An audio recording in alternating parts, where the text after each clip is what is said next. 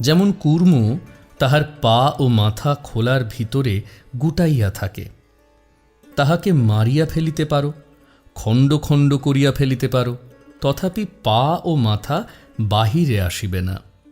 তেমনি যে ব্যক্তির ইন্দ্রিয় ও প্রবৃত্তিগুলি সংযত হইয়াছে, তাহার চরিত্র দৃঢ়ভাবে প্রতিষ্ঠিত হইয়াছে।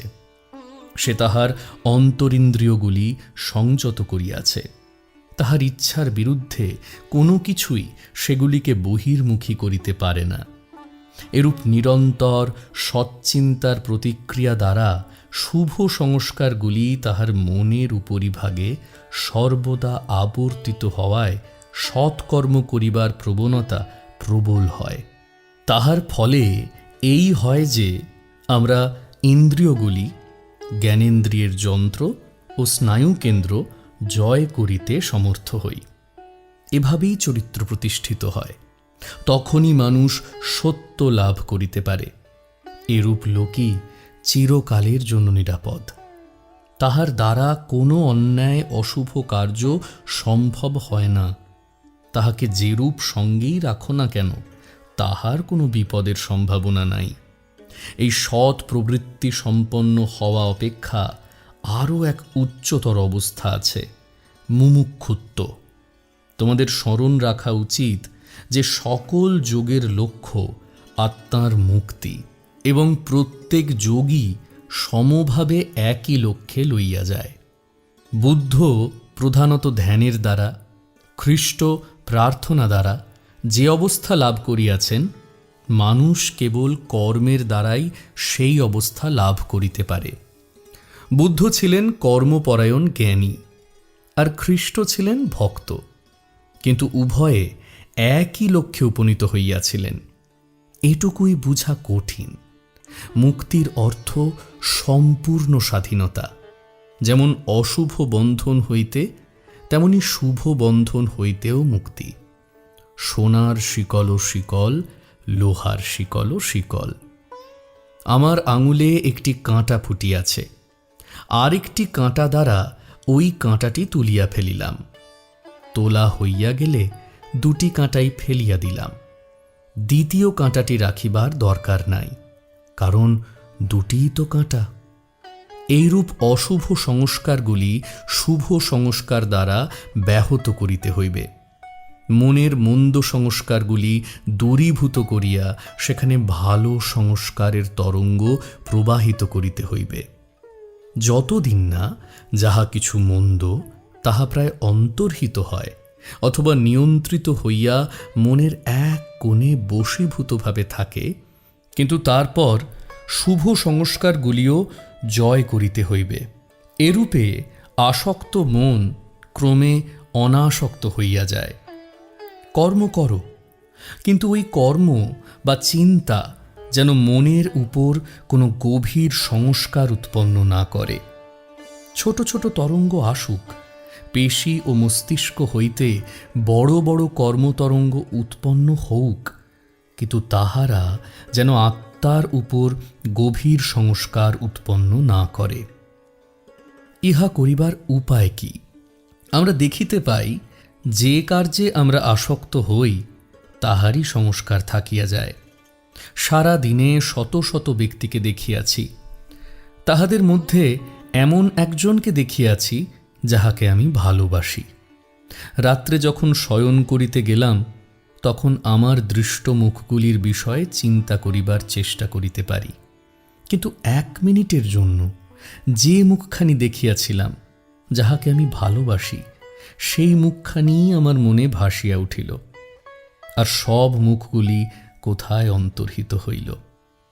ওই ব্যক্তির প্রতি আমার বিশেষ আসক্তিবশত অন্যান্য মুখগুলি অপেক্ষা ওই মুখখানি আমার মনে গভীর চিহ্ন রাখিয়া গিয়াছে। শারীরিক দিক দিয়া মুখগুলি দেখার কাজ একরূপী। যে মুখগুলি আমি দেখিয়াছি, সবগুলির ছবি আমার অক্ষি জালের রেটিনা উপর পড়িয়াছিল। মস্তিষ্ক ওই ছবি গ্রহণ করিয়াছিল, কিন্তু মনের উপর উহাদের প্রভাব একরূপ হয় নাই। বেশিরভাগ মুখ হয়তো সম্পূর্ণ নূতন ছিল। এমন সব নূতন মুখ হয়তো দেখিয়াছি যেগুলি সম্বন্ধে আমি পূর্বে কখনো চিন্তাই করি নাই।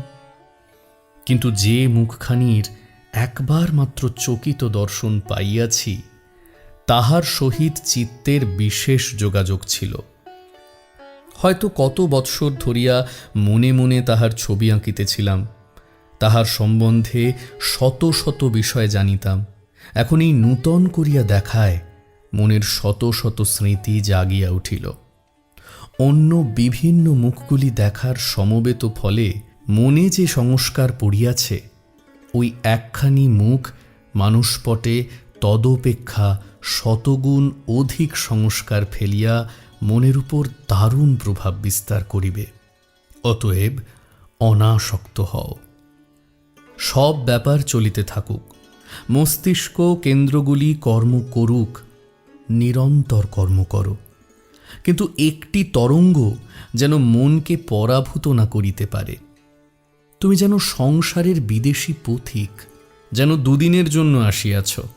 এইভাবে কর্ম করিয়া যাও, নিরন্তর কর্ম করো, কিন্তু নিজেকে বন্ধনে ফেলিও না। বন্ধন বড় ভয়ানক। এই জগৎ আমাদের বাসভূমি নয়। নানা অবস্থার ভিতর দিয়া আমরা চলিয়াছি। এই সংসার, এ পৃথিবী সেগুলিরই একটি। সাংখ্যের সেই মহাবাক্য স্মরণ রাখিও, সমুদয় প্রকৃতি আত্মার জন্য, আত্মা প্রকৃতির জন্য নয়।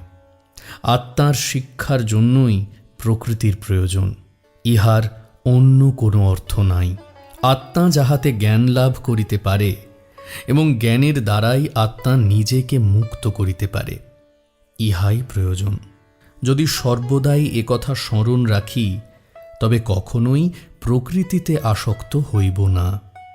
আমরা বুঝিব যে প্রকৃতি আমাদের একটি পাঠ্যপুস্তক মাত্র। উহা হইতে জ্ঞান লাভ করিবার পর আমাদের নিকট ওই গ্রন্থের আর কোনো মূল্য থাকে না। তাহা না করিয়া প্রকৃতির সহিত আমরা নিজেদের মিশাইয়া ফেলিতেছি, ভাবিতেছি আত্মাই প্রকৃতির জন্য। চলিত কথায় আছে, আমরাও মনে করি মানুষ খাবার জন্য বাঁচে, বাঁচার জন্য যে খায় তা নয়। আমরা ক্রমাগত এই ভুল করিতেছি। প্রকৃতিকেই আমি ভাবিয়া উহাতে আসক্ত হইতেছি। এই আসক্তি হইতেই আত্মার উপর গভীর সংস্কার পড়ে। এই সংস্কারই আমাদিগকে বদ্ধ করে এবং স্বাধীনভাবে কর্ম করিতে না দিয়া কৃতদাসের মতো কর্ম করায়। এই শিক্ষার সারমর্ম এই যে প্রভুর মতো কর্ম করিতে হইবে, কৃতদাসের মতো নয়। সর্বদা কর্ম করো, কিন্তু দাসের মতো কর্ম করিও না। সকলে কিভাবে কর্ম করিতেছে তাহা কি দেখিতেছ না? কেহই সম্পূর্ণভাবে কর্মহীন হইতে পারে না। ৯৯ জন লোক কৃতদাসের মতো কর্ম করিয়া থাকে, তাহার ফল দুঃখ। ঐরূপ কর্ম স্বার্থপর। স্বাধীনতার সহিত কাজ করো, প্রেমের সহিত কাজ করো। প্রেম শব্দটি হৃদয়ঙ্গম করা বড় কঠিন। স্বাধীনতা না থাকিলে কখনো প্রেম আসিতে পারে না।